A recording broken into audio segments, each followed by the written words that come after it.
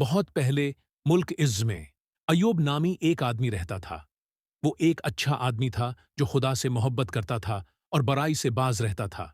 ایوب کے 7 بیٹے اور 3 بیٹیاں تھیں، اور وہ بہت امیر تھا، ہزاروں جانوروں اور بہت سے نوکروں کے ساتھ۔ وہ مشرق کا سب سے بڑا آدمی تھا۔ لیکن ایک دن آسمان میں کچھ ہوا۔ شیطان خدا کے سامنے آیا اور کہا، ایوب صرف آپ سے محبت کرتا ہے کیونکہ اس کے پاس سب کچھ ہے۔ اگر آپ یہ سب کچھ چھین لیں گے تو وہ آپ پر بھروسہ کرنا چھوڑ دے گا۔ خدا نے شیطان کو ایوب کو آزمانے کی اجازت دی، لیکن کہا، اسے تکلیف نہ دو۔ صرف ایک دن میں ایوب نے اپنے تمام جانوروں، اپنے نوکروں اور یہاں تک کہ اپنے بچوں کو بھی کھو دیا۔ لیکن ایوب نے زمین پر گر کر کہا، رب نے دیا اور رب نے لے لیا، رب کا نام مبارک ہو۔ ایوب نے خدا پر الزام نہیں لگایا۔ ایک بار پھر شیطان خدا کے سامنے آیا اور کہا، ایوب اب بھی آپ پر بھروسہ کرتا ہے، لیکن اس کی صحت چھین لے اور وہ آپ پر لعنت بھیجے گا۔ تو خدا نے کہا کہ تم اسے تکلیف پہنچا سکتے ہو، لیکن اسے قتل نہ کرو۔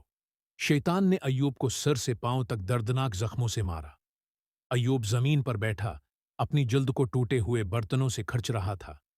اس کی بیوی نے کہا، تم پھر بھی خدا پر بھروسہ کیوں کرتے ہو؟ اس پر لعنت کرو اور مر جاؤ۔ لیکن ایوب نے کہا، کیا ہم خدا سے بھلائی کو قبول کریں اور مصیبت کو نہیں؟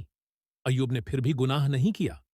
ایوب کے 3 دوست ایلیفاز، بلداد اور زوفر اس سے ملنے آئے۔ جب انہوں نے دیکھا کہ وہ کتنا بیمار ہے تو وہ 7 دن تک اس کے پاس بیٹھے رہے۔ 7 دن کی خاموشی کے بعد آخرکار ایوب بولا۔ وہ گہرے درد اور غم میں مبتلا تھا۔ اس نے پکارا، میں پیدا ہی کیوں ہوا؟ میں بچپن میں کیوں نہیں مر گیا؟